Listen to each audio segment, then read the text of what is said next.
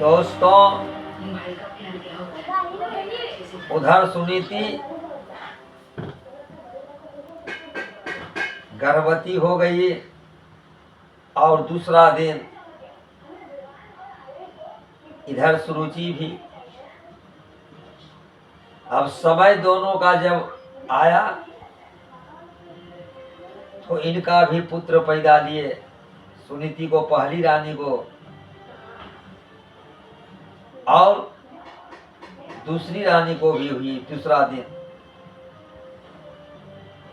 अब इनका जब नामकरण हुआ तो इनका नाम सुनीति का पुत्र का ध्रुव रखा गया और सुरुचि का उत्तम। 2-4-5 साल का हुआ, दोनों एक ही पाठशाला में जाकर के पढ़ा करते थे।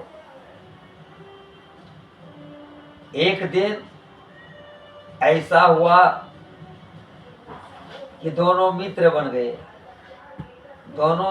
बन गए और बहुत से लोग ये भी कहा करते थे ध्रुव को कि वो आपका पिताजी हैं, ये आपका भाई है, मित्र भी हो गया। एक दिन उत्तम ध्रुव से कहा कि यार जरा मेरे घर चलो, और दोस्त के मित्रता के कारण वह चले गए। अवतान पाद का अपने पिता की जगह पर जाकर बैठ गए। और जब ऐसा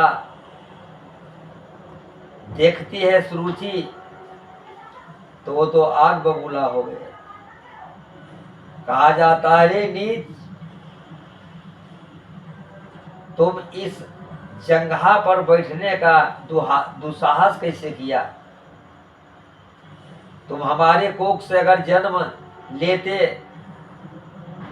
तब इस जंगहा का अधिकार बढ़ता, तुम्हारा अधिकार मिलता, लेकिन तुम तो दासी के गर्भ से जन्म लिया, इसलिए यहाँ से हटो।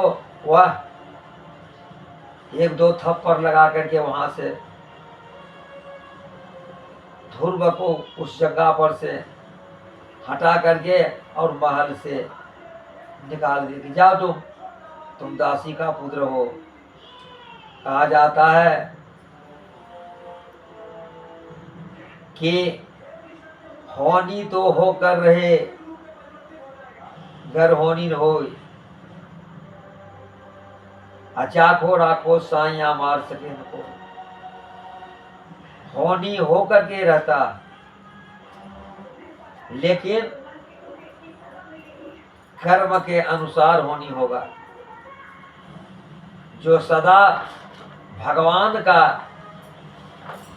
सानिध्य में हर समय तत्पर रहता, उनका कभी विवेक नहीं लग सकता। ये भी जान लीजिए, परीक्षा पढ़ने वाला का ही होता है, जो पढ़वे नहीं किया उसका परीक्षा क्या होगा। अब यहीं अपने वाणी को विराम करते हैं, आगे कल फिर कुछ कहा जाएगा।